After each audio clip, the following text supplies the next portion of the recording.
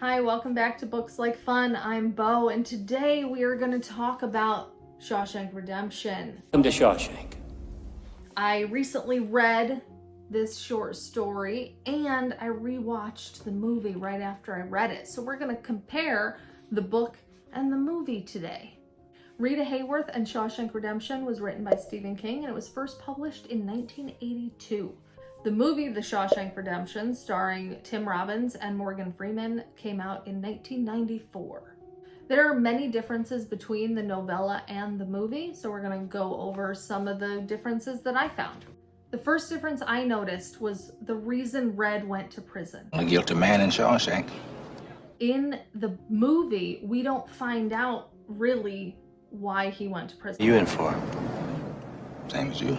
We know it's because of murder, but we don't know who he murdered. By your file, you've served 20 years of a life But sentence. in the book, we do. We learn who he murdered, so I'm going to read you that passage. I came to Shawshank when I was just 20, and I am one of the few people in our happy little family willing to own up to what they did. I committed murder. I put a large insurance policy on my wife, who was 3 years older than I was, and then I fixed the brakes of the Chevrolet coupe her father had given us as a wedding present. It worked out exactly as I had planned, except I hadn't planned on her stopping to pick up the neighbor woman and the neighbor woman's infant son on their way down Castle Hill and into town. The brakes let go and the car crashed through the bushes at the edge of the town common, gathering speed. Bystanders said it must have been doing 50 or better when it hit the base of the Civil War statue and burst into flames. So, learning exactly why Red went to prison tells us a lot more about this character. If we knew exactly why he went to prison in the movie, I'm not sure he would have been as likable of a character. If I read this book before I saw the movie, I'm not sure I would have liked him as much. Another difference is the way the characters are described. In the book, they're described very differently than the characters who portray them in the movie. Andy is described this way. When Andy came to Shawshank in 1948, he was 30 years old. He was a short, neat little man with sandy hair and small, clever hands. He wore gold-rimmed spectacles. His fingernails were always clipped, and they were always clean. He always looked as if he should be wearing a tie. So when I was reading the novella, I pictured him as a short guy that maybe was a little chubby, like a stereotypical banker. He was a banker in the novella. You know, just a stereotypical banker on the short side. Probably only had a wife because he had money. Sorry. But in the movie, Red calls Andy a tall drink of water. A tall drink of water with a silver spoon up his ass. And we see him. Tim Robbins is tall. Not like how he's described in the novella at all. A man in a park without a care or worry in the world. And in the book, Red is Irish and has red hair. But in the movie, it's Morgan Freeman. He obviously doesn't have red hair. He does make a joke in the movie. Andy asks him why they call him Red. It's because I'm Irish. So he gives a nod to the original source material. Another difference between the book and the movie is the gun. In the book, Andy was suicidal. That's why he bought the gun. And he was never planning on shooting his wife or her lover.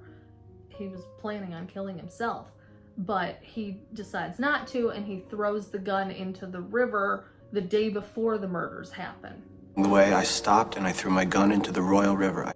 In the movie, it shows him sitting in his car outside of his wife's lover's house with the gun in his lap, and he loads the gun, and then when he gets out of the car, bullets and other stuff, the broken bottle of alcohol spills on the ground, and that's used as evidence against him in the trial. One thing that's the same about this part in both the book and the movie is how they talk about them not being able to find the gun once he threw it in the river, and isn't that convenient? And Andy says, Since I am innocent of this crime, sir, I find it decidedly inconvenient that the gun was never found. Since he didn't murder his wife and her lover, it's not convenient for him at all that they didn't find the gun. If he never threw the gun away, they could have tested it and they could have seen that he didn't shoot it, and the striations on the bullets wouldn't have matched.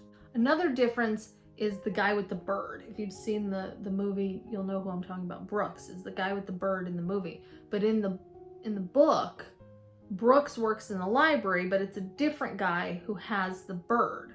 Sherwood Bolton has a pigeon. In the movie, it's like a crow or a raven or something.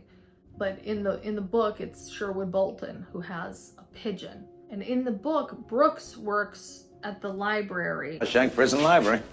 And he gets paroled and ends up dying in an old folks home. In the movie, Brooks gets paroled and works at a grocery store. It's hard work. I try to keep up.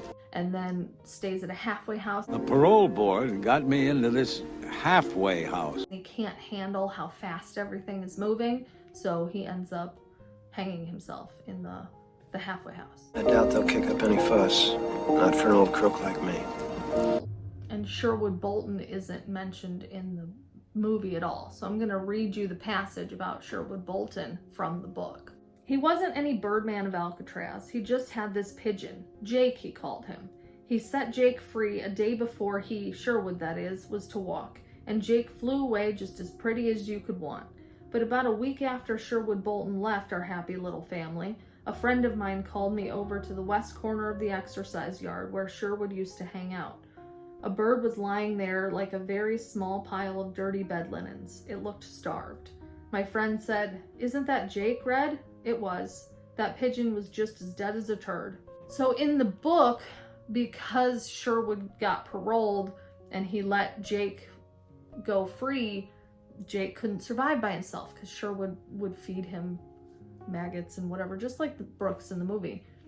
But he couldn't survive without the help of Sherwood, so he ended up dying. But in the movie, Brooks lets Jake go and he flies off, and we just assume that the bird was fine. You're free. So that was a really sad part of the book. I felt bad for Jake. In the book, there were 3 wardens, but in the movie, there was only 1. And that was Samuel Norton. The Norton, the warden. And that was the 3rd warden in the book. So they just kept the same warden all throughout the movie. But their fates are different. In the book, the wardens left or resigned or moved on to a different prison or something. In the book, Warden Norton resigned so he wouldn't have to deal with all of his illegal stuff. He just resigned and left. But in the movie, when he thought everybody was gonna find out about all his illegal dealings, Norton had no intention of going that quietly. which I kind of liked that part in the movie. He was a horrible person. I understand why they didn't have a whole bunch of different wardens in the movie. It makes more sense to just have the same characters so the audience isn't confused about who that guy is and who that guy is, and just have the same warden throughout. Makes it easier movie-wise. But the book is more realistic with the staff turnover and the different wardens coming in, because they're there for decades. So it would make sense that it wouldn't be the same warden the whole time. Another big difference was in the book, for about 8 months, Andy had a cellmate. Andy's cellmate's name was Normadden. I think he was described as a Native American man. Andy having a cellmate affected how long it took Andy to dig his tunnel. If he had a cellmate, he couldn't dig during that time, and Normadden was his cellmate for 8 months. I talked to Normadden once about Andy. Nice fella, Normadden said. It was hard to make out anything he said because he had a hair lip and a cleft palate. His words all came out in a slush. I liked it there. He never made fun, but he didn't want me there. I could tell. Big shrug. I was glad to go, me. Bad draft in that cell. All the time cold. He didn't let nobody touch his things. That's okay. Nice man. Never made fun, but big draft. So Normadden liked Andy because Andy never made fun of Normadden for his lisp or his hair lip or anything. But I think it's a key point that Normadden said that there was always a draft in Andy's cell. That would be because of the tunnel. And Andy didn't want him there because he wanted to dig his tunnel. He didn't have anything against Normadden, but he couldn't dig if he had a cellmate. But in the movie, nobody shared a cell with Andy. Andy did spend a lot of time in solitary confinement in the movie. I guess they never put anybody in his cell during that time. Nobody looked in his cell during that time, so he's lucky nobody, like the guards, he's lucky the guards didn't discover his tunnel while he was in solitary confinement. Another difference is Tommy. Tommy Williams came to Shawshank in 1965. Tommy is the guy who had a cellmate in a different prison who talked a lot. Talked all the time, too. That's the other thing. He never shut up. That cellmate, confessed to Tommy about killing some lady who was cheating on her husband with a golf pro, which is Andy's wife and her lover. That's the best part. And Tommy remembers this after learning about why Andy was in prison. So Tommy tells Red and Andy about it, and Andy wants to get a new trial. Red, are you saying that Andy is innocent? I mean for real innocent? It looks that way. In the book, Tommy is moved to a minimum security prison that allows him conjugal visits with his wife. But in the movie, the warden lures Tommy out into the exercise yard in the middle of the night and pretends like he's gonna help him get Andy a new trial and stuff, and asks him if he's willing to testify. Would you be willing to swear before a judge and jury? And Tommy says, Just give me that chance. and then the guard shoots Tommy. They say that Tommy was trying to escape, and that's why he was shot. Either way, Tommy's not able to help Andy get his new trial. I don't know why they changed that part of the book. I don't know what difference it would have made other than it makes the warden look a lot worse. But in the book, they do mention midnight burials, and I think that's what they're referring to, but Tommy wasn't one of those midnight burials in the book. So those are all the differences that I noticed from reading the book and watching the movie. I'm sure there's others that I missed. There's a lot more that's the same, that's different. I rated this book 5 stars, and reading the book and then watching the movie quickly made me realize that movie is one of my favorite movies of all time. And now this book is one of my favorite books of all time. So if you haven't read it yet, do it. It's very short. It's only about 110 pages, so it won't take you long to read, but it's so good. It's so amazing. So let me know down in the comments if you've read it.